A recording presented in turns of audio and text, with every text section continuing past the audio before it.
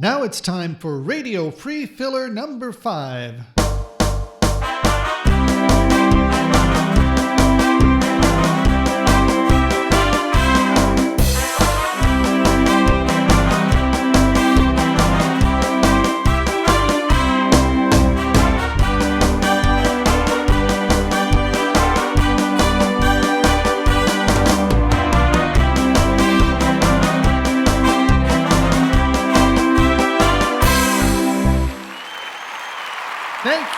Thank you. It's great to be back on stage. I've even brought my mother along so she can enjoy the limelight. You know, it wasn't always so easy going out on the road, building an act, creating a character. Oh yes, I remember when little Bobby used to sneak out to the pool halls late at night to dance for pennies. Oh, the cigar smoke. Oh, the cursing. Oh, the chorus girls. But Ma, there weren't any chorus girls and you weren't even there. How many times do I have to tell you, don't interrupt your mother when she's telling your stories? But this is my story. Yeah, well, I tell it better than you do. I wish I had some witnesses. That's the trouble with being an only child. Well, you got it backwards as usual. Your brother Max was the only child. Your father Herman, rest his soul, he wanted you to follow in his footsteps and help with the family business. But Dad's business has all failed. What about those socks he tried to sell? The ones with a hole at both ends? That man was a genius. Imagine socks you could put on either way. And it would have worked too if you'd only helped out with the selling. But Ma, I'm a performer, not a salesman. Selling a joke, selling a song, selling socks. What's the difference? It's all selling. And what about those fake hair hats? The ones with the bald spot built right in? Listen, some women prefer a mature man.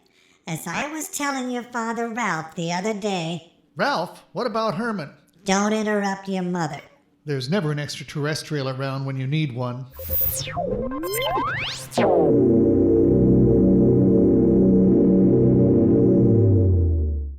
It sounds like there's trouble going on. You're not kidding. Well, we can hear it all the way up there. Do you want me to fix it? Well, I don't know. Well, Bobby, aren't you going to introduce me to your handsome friend over there? What? Oh, all right. Ma, I'd like you to meet Mullet. He's an extraterrestrial and... I just love a man with a head on his shoulders and 2 points on his head.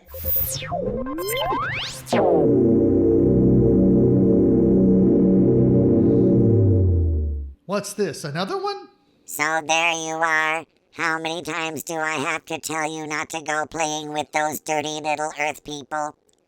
I just came down to see about the noise.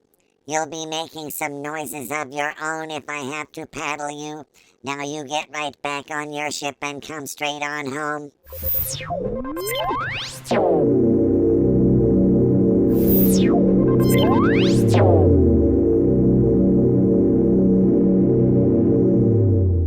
See? That nice man went straight home right after his mother told him to. Why can't you be like that? I think it's time for a song.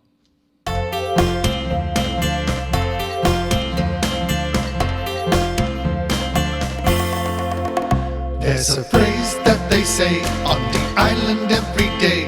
It's BTSOM. It's a phrase that conveys in so many different ways. It's BTSOM. It applies whether skies are gray or blue. It's a way to express that you're stuck in a mess and you don't know what to do. It's BTSOM, yes, BTSOM. It's the thing that you can say. It's BTSOM, yes, BTSOM. Say it every single day. Yes, it's BTSOM, and it's really keen. It's BTSOM, and it doesn't mean I love you. But if someone asks you if you do, say BTSOM. I don't like it. What? That song. I don't like it. What's the matter with it? I think it must be nasty. Why? Because they don't come out and say what it means, that's why. Somebody's up to something, I tell you, and I'm not gonna stay here and listen to it. Oh well, maybe I can make up for it with our next guest. I'd like to introduce a special new talent. He's so new that even I haven't seen his work, so this will be a treat for all of us. He says he's a special kind of inoffensive impressionist, and he's going to perform a little radio drama for us now, all by himself. So here he is, the Inoffensive Impressionist. Hello, everyone. It's really great to be here. Now, please understand, when I say it's great to be here, I'm not trying to say there's anything wrong with being someplace else. I'm sure that there are a lot of places that are just as great to be. Sorry to digress, but I used to get angry letters complaining when people thought I was putting down whatever place they happened to be, so now I just add that little added message so I don't get any more angry letters. Now I get angry emails. I think maybe you should get on with your act. Oh yeah, sorry, you're right. Here goes. It was a foggy day in London town, but Sherlock didn't seem to notice. He was self-quarantining indoors like a good, sensible English citizen. I was with him there, engaged in a simple game of patience. Suddenly, my longtime friend looked up at me. "You know, Gumshield," he said, "it occurs to me that your choice of activity is not without a certain degree of irony." "Well," I said, "I'm quite certain that I don't know what you mean, old friend." "Well," he said, "you have chosen to entertain yourself with a certain card game known colloquially as patience, but which in America is called solitaire." Quite so, I replied. "And yet you are playing it in my presence," he said. "Oh my goodness, yes. How clever of you to notice." "Ah," he said, "but it doesn't end there. You see, there is also the fact that you, a practicing physician, are pursuing a diversion whose English name is a homonym for the very people you are sworn to serve." "I'm sorry," I said, "I don't quite follow." "You are playing a game called patience," he said, "and the people you serve are your patients." "Oh yes," I said, "now I see, quite. Just then there came a knock at the door. I started a little, but Sherlock remained calm. "That would be a female," he said, "aged 22, from a well-to-do family, somewhat tall, but with delicate features and fair hair. She is concerned with some odd behavior recently exhibited by her favorite uncle." "Good heavens, man," I said, "how could you possibly deduce all of that?" "Elementary, my dear Gumshield," he said. "She made an appointment with me after providing me with the aforementioned details." Then the butler answered the door. "Mr. Holmes will see you now," he said. "Pray come in." The young lady was exactly as she had been described. "Please be seated," said Holmes. "Pay no mind to my goggle-eyed friend here. Just take a seat and tell me more about your problem." "Well," she said, "if there is one train leaving for Twickenham at 7:42 a.m., and it travels at an average rate of 56 miles per hour, and another train in Bombay is missing 3 of its wheels, how am I to keep my uncle down on his estate after he's seen Paris. I'm sorry, I'm going to have to stop you there. What's the matter? All of your characters sound the same. Yes, I know. It's a matter of public demand. Public demand? Yes, I am a man of 1,000 voices, but the public doesn't want me to use any of them. Why not? Well, when I impersonate the dialect of, say, someone from New Jersey, I get a lot of complaints saying I'm making fun of the way those people talk. Well, I suppose that some people are somewhat sensitive about being stereotyped. I can't do any Chinese or Japanese dialects either, nor people from Spain or Mexico. African or African American dialects aren't accepted either. People don't want me to portray members of any ethnic groups. But this is radio. Surely that's not the same as doing something like blackface. They have a lot of different words for it. Black throating, yellow throating, brown throating, red throating. The list goes on and on. Can't you do any characterizations that aren't associated with race? I got in trouble for imitating a rabbi. I got in trouble for imitating a Catskill comedian. I even got in trouble for imitating my own brother. Your own brother? Well, he talks kind of funny anyway, and he gets mad easily. So now you just make all your voices sound the same? That's all I have left. Just your own voice? Well, not exactly. What do you mean? I had a lousy agent, and he got me to sign away the rights to my own voice. So whose voice are you doing now?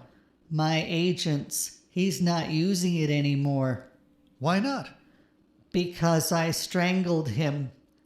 That's not considered a crime in this town. Well, how about that? The Inoffensive Impressionist, everybody. Wasn't he? Doesn't he? Well, isn't he at least all finished? All right, let's finish with one of those grand old stiff upper lip songs like they used to do.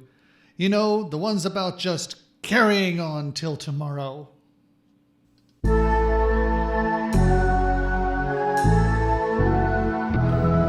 There's gonna be a sun tomorrow, shining on behind a million clouds of gray. There's gonna be a sun tomorrow. That's what they always tell me anyway. There's gonna be a golden morning and a gentle breeze that drifts in from the shore. There just may be a sun tomorrow, but there's not much I take for granted anymore. There's gonna be a sun tomorrow. At least that's what the people always say. There's gonna be a sun tomorrow, and tomorrow's gonna be another day. There's gonna be a sky of rainbows. Just wait and wish and watch it come to be. They say there'll be a sun tomorrow, but I'm not so sure that I'll be there to see. The sun is always shining true, no matter what we say or do. I've heard of people smiling through. It's what I'd hoped for me and you.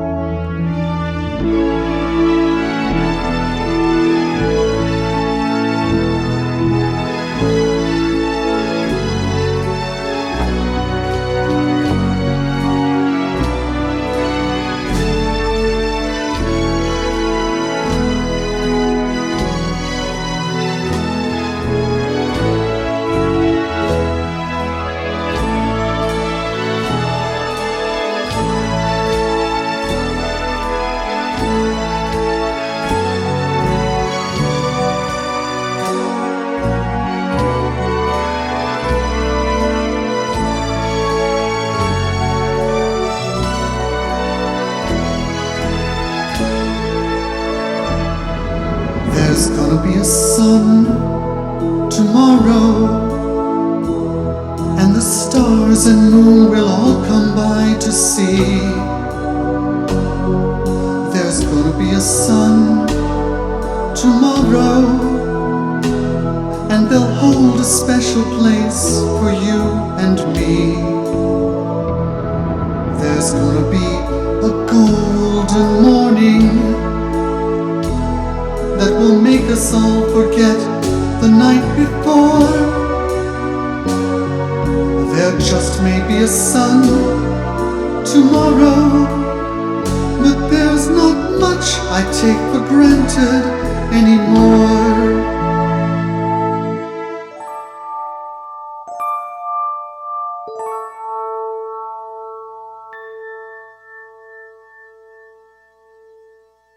You know, I feel worse than I did before.